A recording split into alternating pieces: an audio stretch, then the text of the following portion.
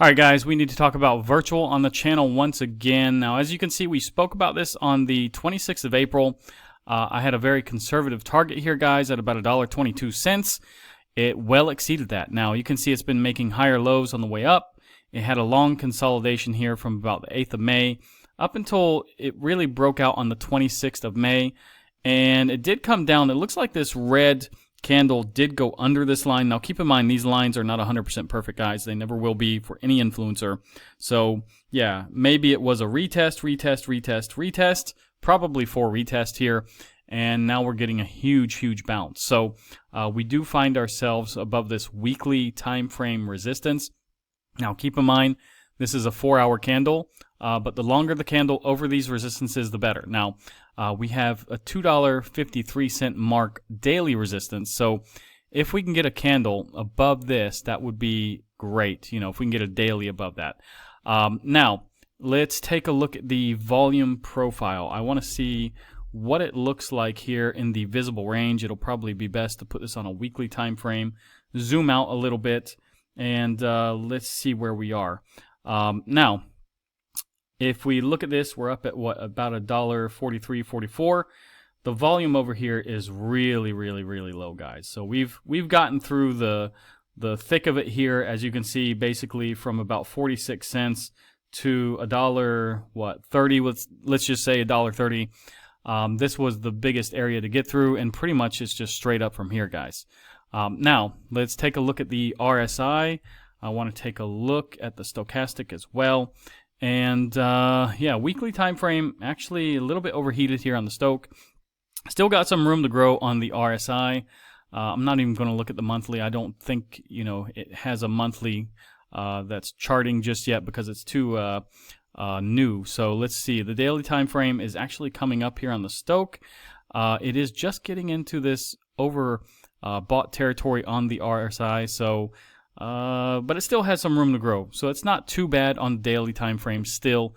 Now the 4-hour time frame, it is just getting into this overbought region once again on the Stoke and also on the RSI. So now 1-hour time frame, it is actually overbought. So I do think we are in for a little bit of a cool down here when it comes to virtual, and you know, it could get up to this $2.53, but I do believe it might consolidate here just for a little bit before it moves up. So yeah, let's see what happens now.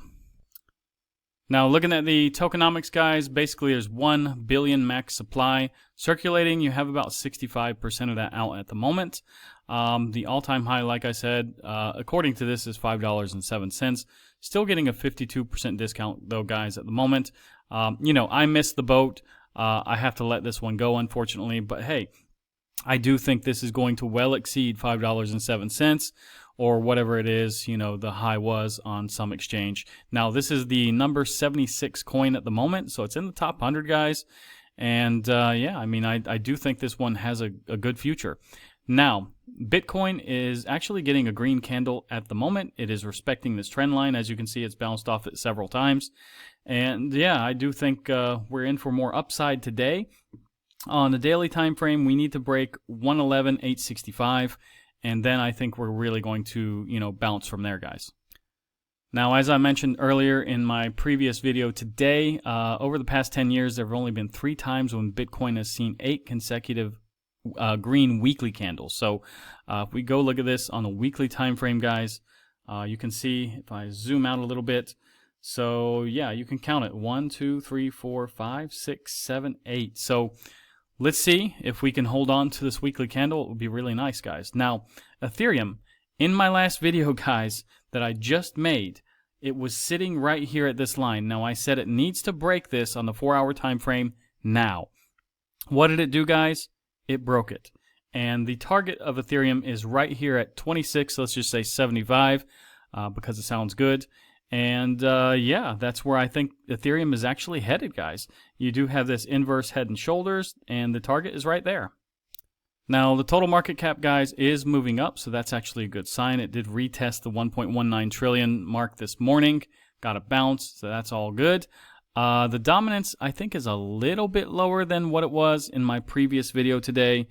and it looks like it wants to go down, guys. I don't know if it's going to get above 64.33 again, but let's hope not for altcoin holders like me. Now, it is still a 16. I just refreshed this actually before the video, but you know, that dominance does have to come down. The more it comes down, the higher this number will be. The dollar index is actually getting a bounce, so you know that actually goes against Bitcoin. It makes Bitcoin weaker, so that's probably why we're seeing alts come up a little bit more today. And the liquidation heat map, it's sitting at 216 million wrecked. I think earlier today it was around 200, so I think we have about 16 million more or so than previous today. Now, more longs are getting wrecked than shorts as well. Now, the fear and greed stands the same as the video this morning. It's a 74. It doesn't change but each day. So yesterday was a 73, but we've pretty much been in this range for, well, since May 9th, guys, with the exception of a couple of days where you had a 78 and 66. So there's been about a 4-point range that we've just been in for a long time. Now, bull market peak indicators still like this morning, 0 from 30. It's 100% hold. The pi cycle top indicator does look like it's coming up, in my opinion, guys.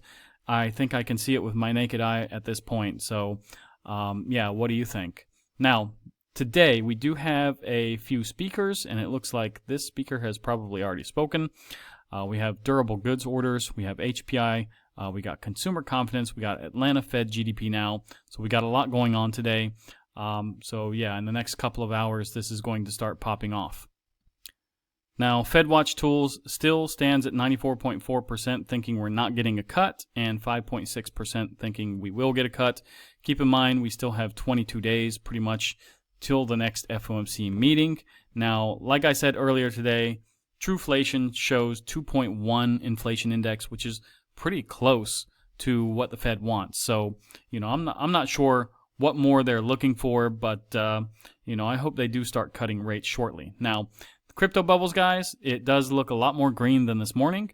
I did a video on Cake this morning, so check that out, guys. I'm doing a video now on Virtual, of course. And, yeah, there's several others, Quant, Jupiter, Injective. So, yeah, they're all looking good. Even ETH has actually a nice little bubble here. So that's nice to see after it's been just, you know, downed so hard, you know, in the last, what, like 6 months, you know, 8 months or so. It's just been, you know, beaten and battered. So, now, looking at Coinondo, there's only 7 deals found here for virtual protocol. Check this out, guys. Do your homework. You don't want to get locked up too long, guys.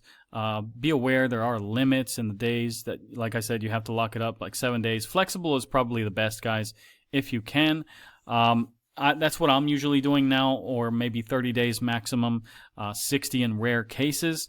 But anyways, guys, like I said, if you like this video, like, subscribe, activate the bell, share this video with your friends. Check out the deals that I have below, guys, with Bitget, MEXC, BingX, Blowfin, and BitUnix.